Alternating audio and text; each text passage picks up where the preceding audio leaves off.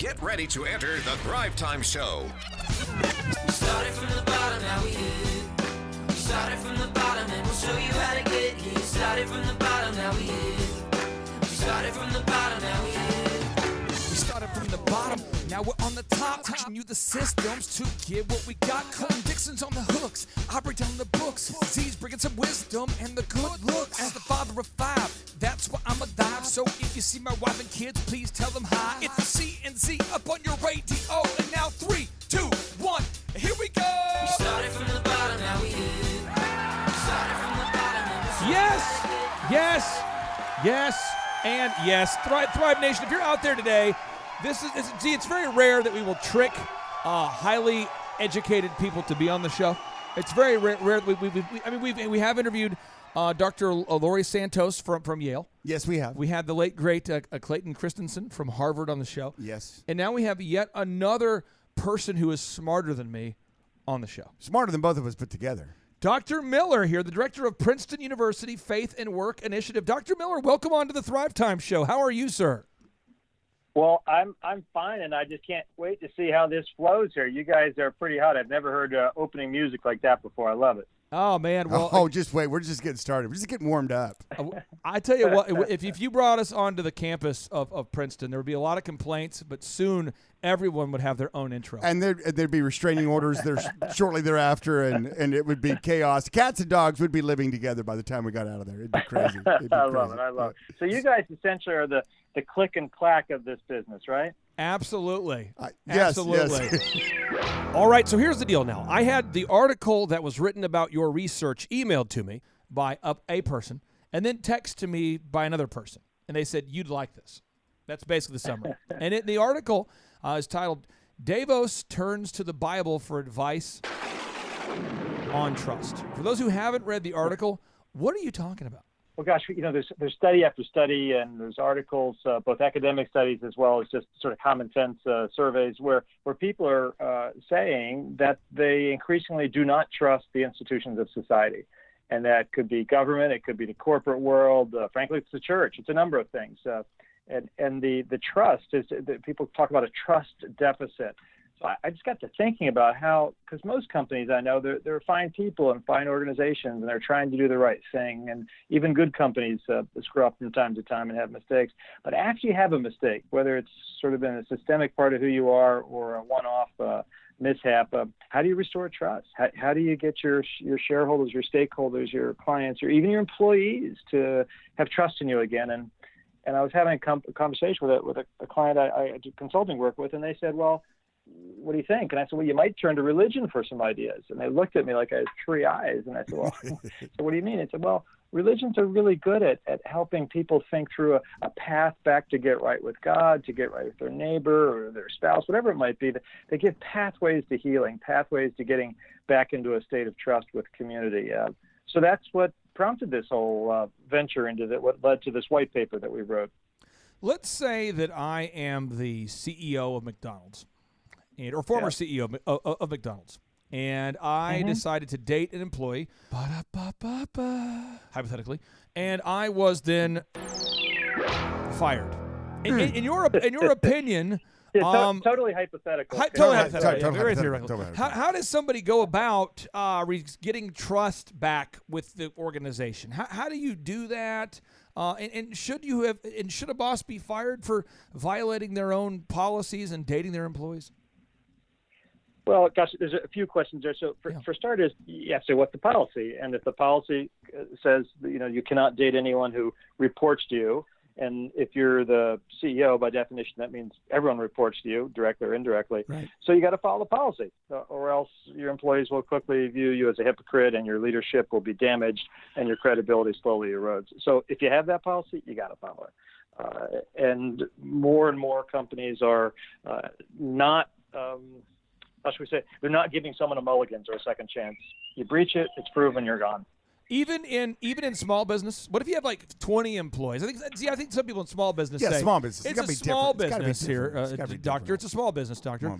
And even though it's a small, so it's not big. What would you say if a this is here's a very specific situation. We had a thriver who emailed in a question, and they have a business that's doing over $100 million of revenue. True story. Over $100 million of revenue, and they know that their boss is having an affair with one of the coworkers, and they emailed in wanting to know, how do you handle it? What would you say to a boss out there that's having an affair with a coworker? Walk us through this idea. Should the boss be fired immediately? Done. No questions. Boom. Done. Well, that's obviously a trickier conversation, because chances are a company of that number of employees may not have formal HR policies dealing with this scenario. Chances are there's not an ultimate recourse, because if it's an owner-founder, they hold all the cards. There's asymmetric power. Unless there's a true independent board, but chances are that just might be fellow family members. So your options are few. It also, I think, another differentiating character in this fact plan that or fact pattern you're describing is it an affair, or are they both single consenting adults? There's slightly different dimensions to it, different moral ramifications. As a quick editor's note, they are who we thought they were, and we let them off the hook. Thanks, Coach. But as a practical matter, in either case, that could cause disruption, jealousy, preferential treatment, or the perception of preferential treatment. So based on someone's confidence in themselves and the reputation of the CEO, someone might choose to go to that person or the HR office and say, look, do what you want, but you need to know this is hurting your credibility. People are thinking that whoever it is getting preferential treatment, and the only reason the person's being promoted or had a raise or whatever is just because of the relationship. And I don't think you want those sort of rumors going around. You just need to kind of think about what you do with it. But even then, it's a gutsy thing. A lot of people, the old saying, don't shoot the mailman, or male person, those are tough things. The reality is they are tough things. So, Dr. Miller, let's say that you got hired by the Houston Astros. Let's say the Houston Astros reached out to you. Oh, God. And they Play said, ball. and they said, here's the deal. Hang on, is that a garbage can I hear in the background there? I can't quite tell. Exactly. So if you let's say you got a call from these guys and they said, here's the deal. We have been cheating a little, and you say, okay, a little. Every game, yeah, every game for years. And we're trying to restore trust, because our first PR strategy was to say we're not guilty. We have never cheated. Then we doubled down by saying we would never, ever cheat. And now we're busted. Until the World Series. Right. And what advice would you have for an organization like the Houston Astros, where the team has been caught systemically cheating, to restore trust with the fan base? Yeah, so to me that's not so mysterious. As more facts have come out, and as I understand the commissioner didn't make some of the facts available, or there's just some recent letters which have come out that it sounds like the top leadership of the organization knew about it, or at least knew it existed, and people are obviously they're backpedaling from that. But the surface evidence suggests that a lot of folks knew about it. It wasn't just a rogue actor. So in this paper that we call Towards a Restoration of Trust, and the subtitle was, because academic papers have to have two titles, you can't say it in one word. Oh yeah. The subtitle is Preliminary Insights and Lessons from Wisdom Traditions, and by that we mean, and we looked at the three Abrahamic traditions, Judaism, Christianity, and Islam. And so like, well, what do these different traditions say? Well, as far as wisdom, not like what their right belief is or their claim to beliefs, but like, how do you live a good life? Like, what intelligence, what wisdom is there? So one of the things we say back now to the Houston Astros is that you need to start with, like I said, are you genuinely repenting? Are you genuinely owning up to it? Or are you still holding back some? Are you still not telling the truth? Because if you're still holding back some and not telling the truth, all you do is dig your hole deeper, your grave deeper. I tell my students, I teach a business ethics class that's called Business Ethics and Modern Religious Thought here at Princeton. And, students always have nicknames for classes like Art in the Dark or Physics for Poets or, things like that. And they call this How to Succeed Without Selling Your Soul. One of the aphorisms or things I get a sort of list of things, don't ever forget this. And one of the on that long list is early confessions are always less expensive than later confessions. Early confessions are always less expensive than later. So yeah, it's embarrassing. Yeah, it's horrible. But if you're gonna, you just got to get it all out. And if you're only releasing new apologies because you've been forced that someone discovered something that you had hidden, it is going to be so hard to rebuild credibility.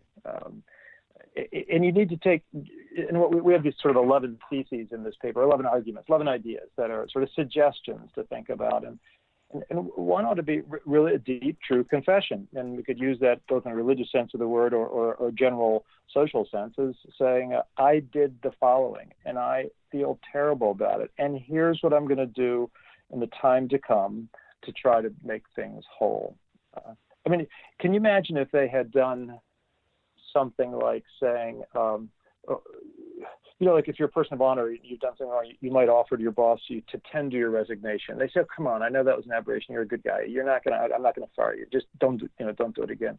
I wonder what would have happened if the Houston Astros had gone to the commissioner and voluntarily offered to give back, rescind their World Series championship. I mean, what a radical idea. I'm sure a lot of people would have been angry if they had done that because no one likes to give up. And sometimes I think fan bases are, win at all costs. But I think that would have been an extraordinary gesture if they did that. And who knows what the commissioner would have said, but it's that sort of thinking outside the box that we find sometimes in religious traditions that help elevate us out of our kind of day-to-day world to think with a bigger mindset. How do you go from however you grew up to being on the campus of Princeton? I want to talk about your background for a second. How did you grow up, and maybe when did it occur to you, I want to teach at Princeton? Obviously, standards have slipped that I'm teaching at a school that would never admit me as a student, but that's now, I suspect, for you both and for a lot of people who might be listening to this, that, you may start when you're young out of high school or college and you say, oh, I want to be an X, I want to be a plumber, I want to be a lawyer, I want to go into sales, or I want to be an entertainer, I want to be a musician, whatever it might be. I want to be a CEO. And a couple things happen during life. First of all, life happens, and invariably you'll have some moments of success and failure, which tend to reset the clock, and you might have to take a sharp turn right or left on your plan. Or you may realize it's just not in the cards, that I'm not going to be an NBA basketball player, so what next? And then there's also, you have sometimes, and a little bit in my case, that you meet someone who changes your life, or you have an experience, and sometimes they're painful experiences, or sometimes they're just beautiful, wonderful experiences that tilts your trajectory to a different way. So I can't really answer like how I got here. God's grace, hard work, blessing, good fortune, dumb luck. It's sort of a hybrid.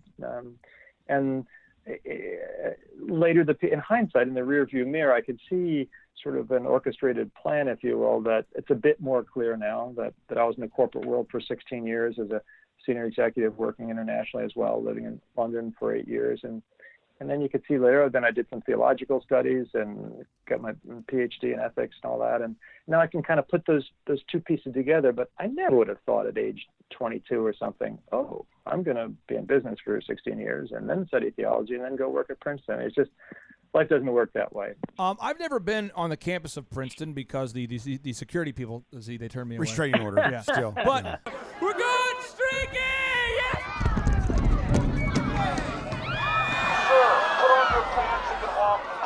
No, sorry. Put on your pants. Sorry, we're good. What sort of reception have you gotten or received? What kind of reception have you received from maybe not your colleagues, but other Ivy League people when they hear you recommending that people look at the Bible for business advice and for wisdom? I mean, has it gone over well? Have people booed? How's it going? Well, for starters, I frame it a little bit differently. The article, the newspaper article referred to is not how I would describe what I do. So I look at, I'm really interested in wisdom and guidance for life.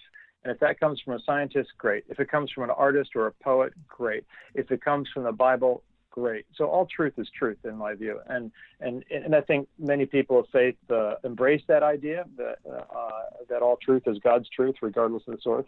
So the reason I think this has landed well is that I'm taking a wider view of the question. What is your relationship like with Philip Morris International? Did they have some sort of involvement in underwriting your study, or walk us through that relationship? Yeah, well, very simple. First of all, I'm private about discussions I have with any client, whatever consulting work I do. As this was a published paper, I on the front page put a footnote that this is my independent work with my colleague, Michael Tate, that we co-authored it, but we were completely independent in what we wrote. And by the way, the paper isn't about them. It could be any organization. It could be Boeing, who's having some challenges this past year. It could be Wells Fargo Bank, who are still having challenges. It could be a governmental body. It could be the church. It could be a university. So it's written generically for organizations. And I acknowledge up front so that I receive compensation to write the paper. Just as full disclosure, as an ethicist, to me, it's just the right thing to do. But I do make clear that the opinions are not that of my university, not that of the client. They're what my colleague and I. They're our opinions based on our research. Well, I have a lot of questions for you, but I know Dr. Z is going to one-up me here. So, Dr. Z, we have on the phone here, we have Dr. Miller, a guy who great guy. Knows clearly a lot about how to gain trust within your organization. You have hundreds of employees there, Z, that you work with, and I think that sometimes you kind of can kind of take the high-level concepts and break it down sometimes to the very simple man like myself, Z. What questions do you have on behalf of all the simple people like me out there that are maybe going, how can I apply this to my life? Well, I think can I just say one thing? Sure. I gotta say there, Clark. Yeah. I actually have family that hail from Tulsa. Oh yeah. So I think you're dumb as a fox when you say simple people. I know how that works. So Oh. I'm staying alert here. All right. Wow. Staying on his toes. He probably drank an energy drink right before this, I think. I mean, he's on fire. He's on But help me out, Dr. Z. Help me out. What's up? Well, I tell you what. So this show's really geared for entrepreneurs, business owners, guys, gals that want to start or have started a business. And one of the things that I think happens is trust with a patient or a customer breaks down because one of your employees drops the ball. And I think your concept, and you might dummy it down maybe a little bit for the guy listening out there that has a chiropractic office and he has an irate patient and he's trying to teach his employees how to gain their trust, try to walk them off the ledge, or he himself has been called into it and is faced with the patient that's just, a dentist, an irate patient, a guy that has a tire shop. I mean, someone's out there and they're just swinging haymakers at him, right? Verbally, mentally, physically. Walk them through some steps, just some, quick, easy, like simple steps of how they can get control of the situation and regain trust and maybe turn that ship. Turn the beat around. Turn the beat around. Walk us through that, Doctor. Yeah, so there's no formula, but that'll always work in every situation. But here are a couple of quick things I would say. First is make sure you're listening really carefully and hearing what their complaint is. And if you're a really good listener, often the presenting problem, in other words, what they're screaming at you about, may not be the real problem. It might be a symptom. It might be an outcome of an underlying problem. So if you're really good, you listen to what they're saying and what they might actually be meaning. But because they're so angry, they may not have the composure or the skill to actually articulate what they're upset about. So that's maybe the first thing. Actually, maybe even before that is, if you think of the whole fight or flight reaction that we have as human beings, all your testosterone's flowing and emotions, you got to control yourself and make sure you don't, out of defensiveness or hurt or angry, likewise sort of lose your temper and start ripping into them or blaming them. Z, I remember when hold on, he's on a roll. I got my doctor on a roll here. Sorry, Dr. David. There, Z was. Hey, call me David, please, but go ahead. Okay, David. He was scalding me with his eyes because he remembers the last time I accosted a customer about 15 years ago with a megaphone for filing a complaint. Oh yeah, that was bad. That was said, bad "Put the mojo." megaphone I down. said, "Don't." Sir, stop complaining in our lobby or I will bust you in the head. Remember Yeah, that? Remember that? I You said remember. I stop. remember that moment. I remember it was like yesterday. I remember it was like just a couple of seconds ago, actually. So. Oh, sorry about that. Okay, David, continue on. I'm sorry for the rude megaphone interruption that transpired. Yeah, I mean, so try to, get someone just to calm down, let them know. And there's another technique. It's simple. This isn't in the paper, but this is kind of common sense to say, let me see if I hear you right. You're saying the following. Is that correct? So they can at least say, well, someone finally heard me. Or no, you son of a gun, you still don't have it right. So you might, take a moment to do that. And so then with a bit of luck, that person knows they've been heard. So they might simmer down a little bit. And then you kind of have to real quickly on the spot figure out, is the person right? And like, oh my gosh, I'm not proud of that. And you might begin to say, wow, if this is really the case, of course this needs to be fixed. I'm not proud to hear it, and I'm really glad you told me. Right. And based on how simple or complex it is, you could say, let me look into this and come back to you with an update or an answer. But there is sometimes when the complainant, shall we call him or her, is just dead wrong, that they're obnoxious or they're a liar or they're trying to scam you or something. Sure. And that's trickier when you have someone who's, whether in good faith or bad faith, inaccurate in what they're describing. And that's a trickier one. Yeah. Any advice on that one? On the nefarious actions of somebody? Anything you can? Any little gumball, little pearl you can throw our way? Yeah, I'd have him call Dr. Z. Ah, there you go. There you go. Good answer. Back to Give you. him a mega point. Yeah, but you got to have a spine and bend but don't break. So if you sense that this is like a known complainer, a known troublemaker, try to always be as courteous as possible. And also tell the truth. And I think if you know on the spot that it's a spurious claim and you don't have to do a lot of research and they're factually wrong, or even if they're right, it still doesn't matter, like they just misunderstand it. I think you could tell them, say, look, I'm sorry, this is how we run our business. This is the policy or whatever it might be, and we're not going to change it. And I understand you're disappointed, and that may mean we're going to lose you as a customer and you'll never come back. Privately, you're saying, I hope they don't. But, you do that. Sure. And you kind of hold your ground politely.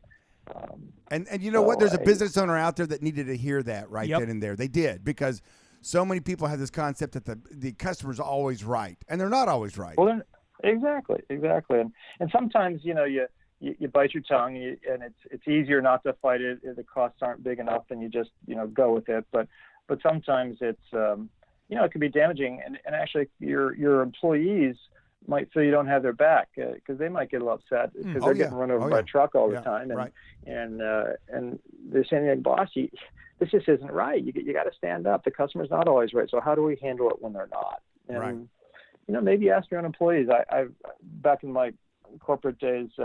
And when we had various complex problems we were dealing with, the answer usually is with someone on the front lines, and we just had to give them permission and create a culture that they could speak up and not feel embarrassed or afraid of getting shot themselves. David, we have time for one more question from one of our great show sponsors, Josh with Living Water Irrigation. But before he asks you the question, I want to ask you this. If you are, let's hypothetically, again, these are all hypothetical today, Z. Hypothetical. Let's say that you are a woman and you accidentally ripped somebody's... That is hypothetical. Yeah. And you hypothetically, in an alternative universe, ripped another man's speech. And then let's say that you are another person who's the president of another country who hypothetically said something that made you so mad that made you want to rip the speech. So we have two parties that can't get along here. What advice would you have for either the man who's given the speech that makes the lady so mad she wants to rip the speech, or to the person who's ripping the speech? What advice would you have for those two hypothetical people? How do they regain trust? Is it hugging? Is it side hugging? Do they need to fist bump? What is the for these hypothetical situations? What would you recommend for these two? We'll call them Pelosi and Trump. These hypothetical people. And I had somebody behind me who was mumbling terribly, mumbling, wah, wah, ho, ha.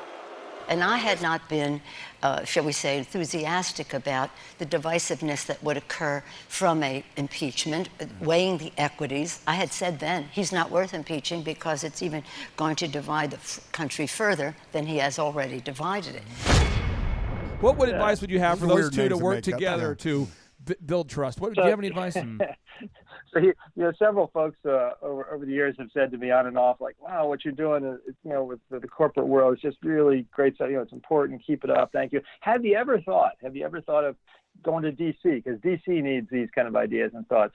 And at which point I say that famous line from the Monty Python movie, "Run away, run away." It's not my space. Everyone has your sweet spot. You stay in your sweet spot. You guys are radio guys and podcast guys in this media. Should you be in Hollywood and doing movies? Maybe, I don't know. But this is your my sweet spot's the corporate world. So I'm going to take a pass on that one. I could think of a lot of things, but I'm going to take a pass. I'm going to recommend our they faces do are really side built hugs. more for radio, by the way. So. Here's what I recommend. This is my tip, and I'll go to you, Josh. I'd recommend that Trump, Tastic, and Pelosi, they sit down together, and they do paper, rock, scissors. And then whoever wins best of three, they say, "You're fine. You're good. You're good. You're good. We move on. You're good. You're good. Josh, back to you.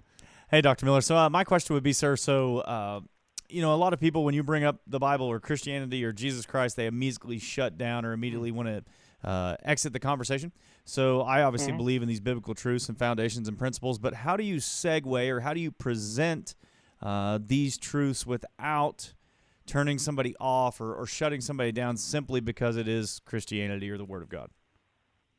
Yeah, so I think it's a great question. So if, as you self-describe who you are and what you believe in, and but if your goal is to have them hear your message and not be turned off, then I think we all can practice with our vocabulary and find the same words, kind of non-churchy words, to make your point. Because if you're drawing on biblical wisdom, be it a proverb, let's say, or some other part of the Old or New Testament, maybe you don't start by saying, "Well, the Bible says the following," because that person may not believe in the Bible, and right there the conversation's over. But you know what the point is of what that verse is you might be drawing on, or what that parable is. So find a non-religious or churchy way to say it. Because I think you're right. Because if you're doing business in Tulsa or Timbuktu or Thailand or wherever it might be, you want to invite someone into a conversation and not lose them after your first sentence. And I don't think that, by the way, invalidates what you believe. I don't think you're compromising yourself or you're not being true to your faith. You're just finding a different way to talk about it. That's awesome, Dr. Miller. Thank you. No, my pleasure. For the listeners out there that want to know more about you and to follow your work and to maybe deep dive into it more, what do they need to Google search to find your papers, or what website would you recommend they go to? Because I know we've got people out there that want to learn more about you and the work that you have been putting together and then the research you've been doing over the years. Where can they find more about you? Well, probably the easiest is our website here at Princeton. It's called Faith and Work, all written out, faithandwork.princeton.edu, faithandwork.princeton.edu, and you'll come up to our sort of our team there.